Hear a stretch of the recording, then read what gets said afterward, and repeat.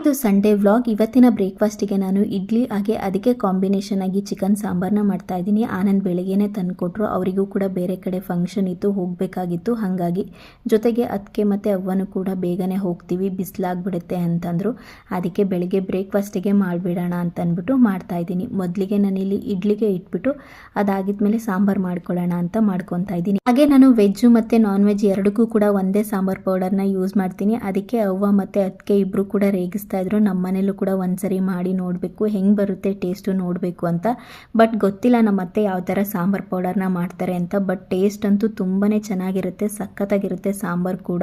ಹಾಗೆ ನೀವು ಕೂಡ ತುಂಬ ಜನ ಕಮೆಂಟ್ ಮಾಡಿ ನನ್ನ ಕೇಳ್ತಾ ಇದ್ರಿ ಸಾಂಬಾರು ಪೌಡರ್ ರೆಸಿಪಿನ ಶೇರ್ ಮಾಡಿ ಅಂತ. ಖಂಡಿತವಾಗ್ಲೂ ಅವ್ರು ಯಾವಾಗ ಮಾಡ್ತಾರೋ ನಮ್ಮ ಅತ್ತೆ ಅವಾಗ ನಿಮಗೂ ಕೂಡ ರೆಸಿಪಿನ ಶೇರ್ ಮಾಡ್ತೀನಿ.